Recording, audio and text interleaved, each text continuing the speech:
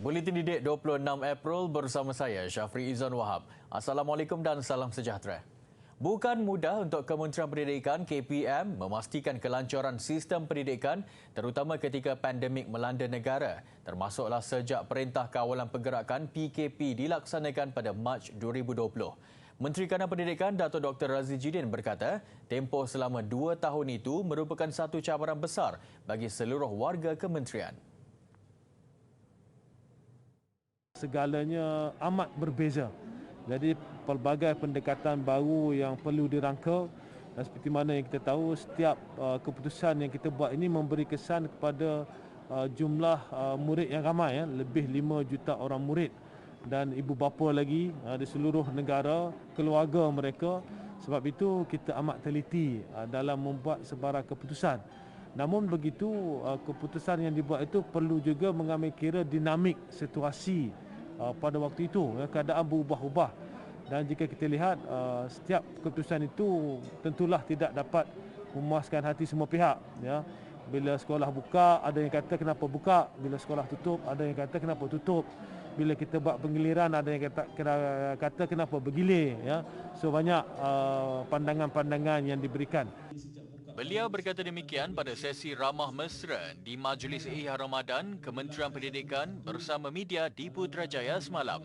Bagaimanapun Datuk Dr. Razzie menekankan, keputusan yang dibuat pihaknya berkaitan sistem pendidikan negara adalah berdasarkan data dan analisa daripada pelbagai kementerian yang terlibat, terutamanya Kementerian Kesihatan KKM. Dalam pada itu, masa memainkan peranan penting dalam meningkatkan kesedaran dan pemahaman masyarakat terhadap sesuatu ketetapan yang dilakukan KPM. Justru, beliau berterima kasih kepada semua pihak, terutama ibu bapa dan warga sekolah yang telah banyak menyokong usaha KPM dalam memastikan kelancaran sistem pendidikan ketika penularan COVID-19. Siang tadi, 3 pelajar Kolej Vokasional Sepang berkesempatan menghantar biskut raya kepada Dato' Dr. Razzie di pejabatnya di Putrajaya. Pelajar Diploma Seni Kulineri ini menghasilkan biskut berkenaan dengan resepi mereka sendiri. Perkara berkenaan dikongsi Dato' Dr. Razzie menerusi laman Facebook rasminya. Beliau yang kebetulan berada di pejabat ketika itu berkesempatan menemui 3 pelajar berkenaan.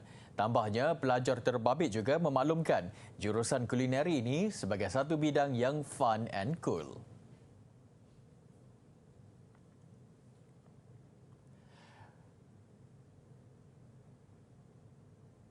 Menteri di Jabatan Perdana Menteri Hal Ehwal Agama mencadangkan penggunaan Masyhaf Al-Quran Braille MQBM sebagai rujukan utama dalam pengajian Al-Quran di sekolah pendidikan khas seluruh negara.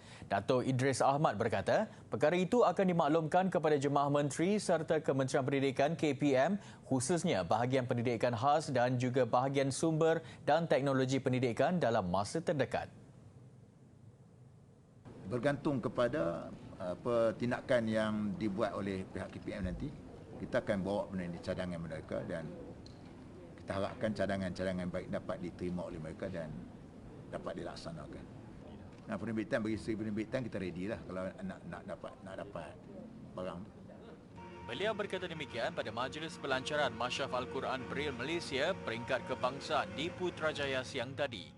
Tambahnya, penerbitan itu juga membolehkan pelajar membaca Al-Quran dengan menepati dab dan resam selari keperluan Masyhaf Al-Quran Resam Usmani. Dalam pada itu, cetakan pertama sebanyak 1,000 naskah Masyhaf bakal memenuhi keperluan kira-kira 25,000 OKU penglihatan. Berkuat kuasa serta-merta, penggunaan kenderaan jenis micromobility membabitkan 3 kategori dilarang berada di atas jalan raya.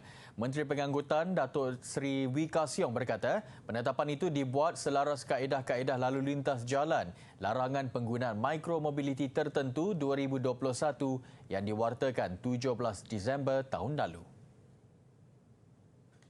Jelas beliau, 3 kategori itu termasuk moped, personal mobility devices iaitu skuter berkuasa elektrik, kuasa enjin pembakaran dalaman ataupun kuasa manusia yang mempunyai kelajuan maksimum 50 km sejam serta personal mobility aids. Walaupun tidak dilarang, penggunaan basikal hendaklah mematuhi semua peraturan yang telah ditetapkan di bawah Akta Pengangkutan Jalan 1987 atau lebih dikenali sebagai Akta 333 serta di bawah kaedah-kaedah lalu lintas jalan 1959, garis panduan penggunaan basikal yang selamat juga telah dikeluarkan oleh MyROS dan boleh dimuat turun melalui laman web MOT dan MyROS. Bagi basikal dengan kuasa bantuan kuasa elektrik atau basikal elektrik, hanya yang memenuhi spesifikasi Malaysia Standard MS2514 Electric Bicycles, Electric Pedals Assisted Bicycle Specification sahaja dibenarkan digunakan di atas jalan raya dengan Tambahnya, penggunaan kenderaan mikromobiliti di jalan raya akan menimbulkan risiko berlakunya tragedi sama seperti nahas basikal lajak yang meragut nyawa 8 kanak-kanak. Demikian itu, mana-mana individu yang menggunakan kenderaan berkenaan di atas jalan raya boleh dikenakan kompaun sehingga RM300. Sekiranya membabitkan kemalangan, tindakan perundangan boleh diambil di bawah akta sedia ada kerana memandu secara melulu, berbahaya atau menyebabkan kematian. Semua pihak berkuasa termasuk pihak berkuasa tempatan PBT diminta untuk bersama mengawal sedia penggunaan kenderaan itu di kawasan masing-masing. Sebagai pilihan lain, ujarnya, pihak PBT boleh membangunkan infrastruktur jalan khusus yang mampu menyokong penggunaan kenderaan mikromobiliti yang selamat seperti laluan basikal serta tidak bercampur dengan aliran trafik. Kementerian Pendidikan Malaysia mempelawa calon yang berkelayakan, berpotensi, berminat dan beriltizam untuk memohon program diploma pasca siswazah pendidikan PDPP Bahasa Jerman dan Korea di Institut Pendidikan Guru Ambilan Oktober 2022. Maklumat lanjut program dan permohonan boleh dibuat secara dalam talian dengan melayari pautan tertera mulai 19 hingga 28 April ini.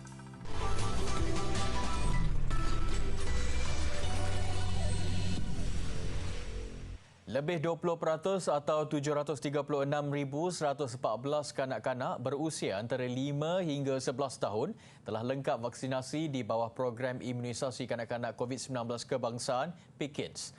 Berdasarkan laman Sesawang COVID Now, 42.2% atau lebih 1.49 juta kanak-kanak pula menerima sekurang-kurangnya 1 dos vaksin.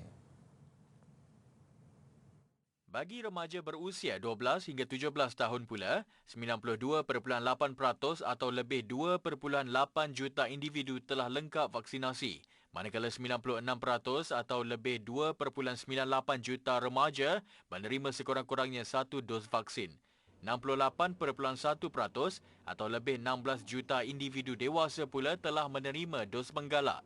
97.6% atau lebih 22.9 juta individu dewasa sudah lengkap vaksinasi, manakala 98.8% atau lebih 23.2 juta individu menerima sekurang-kurangnya 1 dos vaksin. Sementara itu, kes harian COVID-19 terus menunjukkan penurunan dengan 2,478 kes direkodkan semalam. Daripada jumlah itu, 2,471 kes adalah penularan tempatan, manakala 7 kes import. Menurut Ketua Pengarah Kesihatan Tan Sri Dr. Nur Hisham Abdullah, daripada kes direkodkan semalam, 2,446 atau 98.71% adalah kategori 1 dan 2, 32 kes atau 1.29% pula kategori 3, 4 dan 5. Kes mempunyai komorbid merekodkan jumlah tertinggi iaitu 19 kes diikuti individu berumur 60 tahun ke atas 18 kes.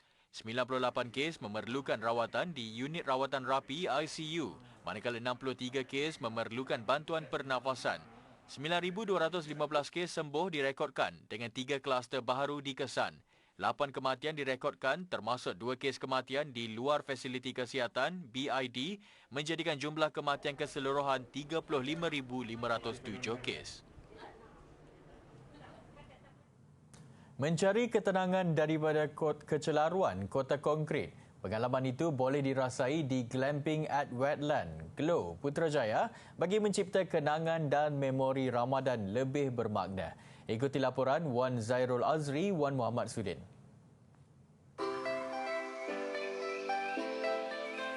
Berpuasa tidak seharusnya mengekang diri daripada beriadah.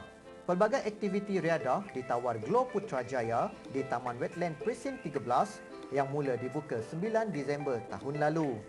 Antaranya perkemahan glamour yang menawarkan pelbagai kemudahan. Pelbagai program menarik di Glamping at Wetlands Putrajaya dan antaranya adalah ATV ini.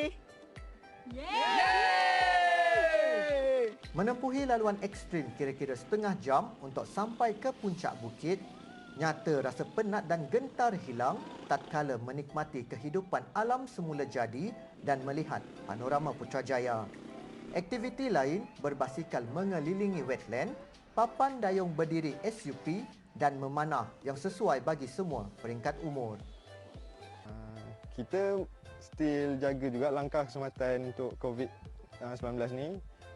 Setiap kali kita housekeeping, so staff kita akan sanitize overall untuk dalam kemah tu, dan kita punya cadar semua tu memang biasalah hari-hari kita tukar semua. Sempena Ramadan, pihak pengurusan menyediakan bufet Ramadan bertemakan masakan kampung. Surau turut disediakan. Bagaimanapun penginap yang rata-rata dari luar Putrajaya memilih untuk menunaikan solat tarawih di Masjid Putra atau Masjid Tuanku Mizan Zainal Abidin. Yalah, tempat-tempat sunyi macam kemah, macam kalau tepi laut bunyi ombak kan. Kalau dekat dalam kawasan berhutan ni bunyi cengkerik, itu trademark dia. So yalah, kalau family ataupun siapa-siapa yang dalam kawasan mana memang tak dengar bunyi tu. So dalam kampung mungkin dengar, kadang kampung pun dah canggih. TV, yalah, orang tak TV, lepas tu bunyi kereta dah hilang lah bunyi kereta. So masuk hutan je. Confirm bunyi tu natural tu datang. Penginap juga tidak perlu khawatir mengenai sahur kerana juadah sahur turut disediakan. Bagi mereka yang ingin merasai kelainan pada bulan Ramadan kali ini, Glamping at Wetlands Putrajaya mungkin antara pilihan yang boleh difikirkan.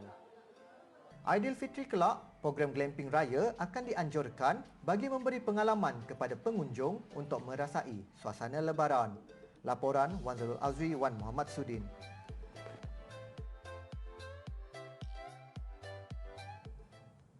Menghidupkan suasana malam 7 likur kini semakin pudar berbanding ketika era 80-an atau 90-an. Apabila menjelang Aidilfitri, pasti ramainya akan menerangi kampung masing-masing dengan cahaya pelita minyak tanah. Biarpun amalan itu semakin ditelan zaman, namun ada segelintir masih meneruskan tradisi itu kerana beranggapan ia menyuntik aura kemeriahan Lebaran.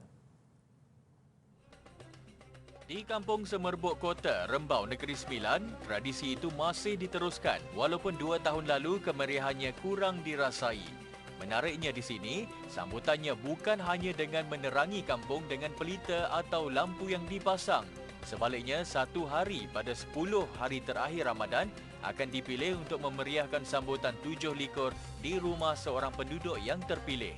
Mereka akan bergotong royong menyediakan juadah seperti lemang, dodol, rendang dan bubur lambo. Kemudiannya, hidangan terbabit akan diedarkan kepada penduduk setempat. Selain itu, majlis berbuka puasa dan doa selamat turut diadakan selepas solat maghrib. Itulah dia orang gembira. Pasal tengok orang gotong royong masak, kita ada masak ramai-ramai kan. Lepas tu pasang pelita, budak-budak pasang pelita, ada bunga api. Tentu keseronokan tu datang balik semula, insya-Allah. Bagi orang dewasa, cahaya daripada deretan pelita memudahkan perjalanan mereka ke rumah. Kerana ramai yang pulang lewat dari masjid pada 10 malam terakhir Ramadan untuk meluangkan lebih banyak masa beribadat. Lebih istimewa, adat yang diwarisi turun-temurun ini turut mendapat kerjasama NGO tempatan dan Kerajaan Negeri Sembilan. Bangkitkan semangat Aidilfitri. Kerana apa? Kerana di bandar, mereka takkan dapat merasa suasana seperti mana di kampung halaman mereka sendiri. Kan dengan kalau kita tengok dengan pelitanya, dengan anak-anak dia orang, kalau di bandar mungkin agak terhad untuk bermain, tapi di kampung ni dapat berjumpa dengan jiran-jiran. Jadi saya rasa amat baguslah untuk mereka. Jelas Hafiz, Negeri Sembilan sememangnya kaya dengan adat dan tradisi yang unik serta istimewa. Justru legasi terbabit harus dipertahankan selagi mana tidak bercanggah dengan kehendak agama.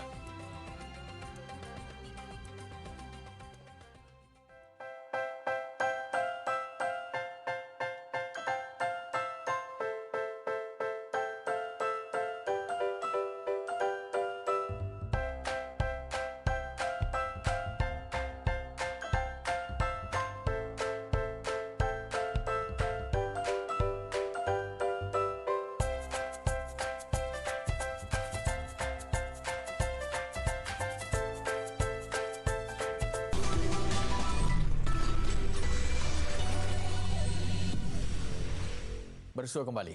Bilioner yang juga ketua pegawai eksekutif Tesla, Elon Musk, memeterai perjanjian untuk membeli Twitter dengan harga kira-kira $44 bilion atau 191.5 bilion ringgit. Ketua pegawai eksekutif Tesla yang juga individu terkaya di dunia itu berkata, beliau mahu membeli Twitter kerana berpendapat ia tidak memenuhi potensinya sebagai platform untuk bebas bersuara. Rundingan ini merupakan detik bersejarah buat platform media sosial berusia 16 tahun itu selepas berdepan pelbagai cabaran. Twitter mula mengadakan rundingan dengan Musk yang ingin membeli syarikat berkenaan pada kadar RM235.82 bagi setiap unit saham. Transaksi pembelian Twitter itu diluluskan pihak lembaga dan kini tertakluk kepada undian dalam kalangan pemegang saham. Musk menerusi ciapan terbaharunya selepas rundingan mengatakan bahawa kebebasan berucap adalah asas utuh demokrasi dan Twitter adalah wadah digital yang menyaksikan perkara penting mengenai masa depan kemanusiaan sering diperdebatkan. Kumpulan K-pop kesukaan golongan muda Stray Kids terus mengukuhkan kedudukan di carta Billboard Amerika Syarikat menerusi album terbaharu mereka. Menurut kemas kini Billboard minggu ini, album mini berjudul Ordinary kekal di tahta teratas carta World Albums untuk minggu ke-5 berturut-turut sekaligus tempoh paling lama untuk tahun 2022.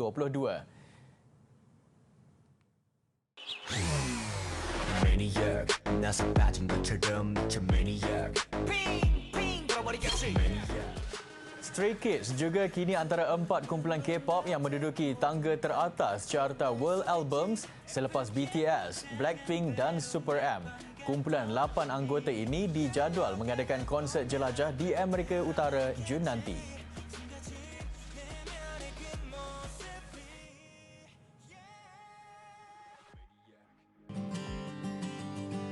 Tahukah adik-adik, dinasti Uthmaniyah adalah dinasti yang paling lama memerintah dalam dunia Islam, iaitu dari abad ke-13 hingga ke abad 20. Artifak hari ini merupakan barangan Iznik.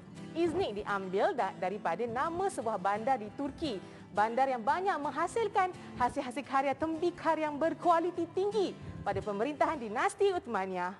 Barangan seramik Iznik merupakan barangan yang paling cantik kerana ia menghasilkan kesenian Islam yang berwarna-warni.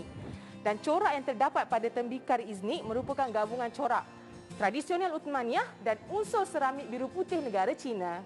Barangan yang dihasilkan pula merangkumi set makanan seperti pinggan dan mangkuk, jak serta cawan minuman. Tidak seperti seni perhiasan Islam yang lain, hiasan seramik Iznik lebih tertumpu kepada bunga-bungaan yang berwarna terang berbanding kaligrafi.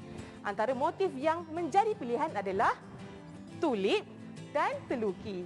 Dan zaman kegemilangan barangan seramik ini adalah pada waktu pemerintahan Sultan Sulaiman dari 1494 sehingga 1566 Masihi. Dinasti Uthmaniyah telah memainkan peranan yang sangat penting dalam memperkenalkan satu seni Islam yang sangat disegani di Barat.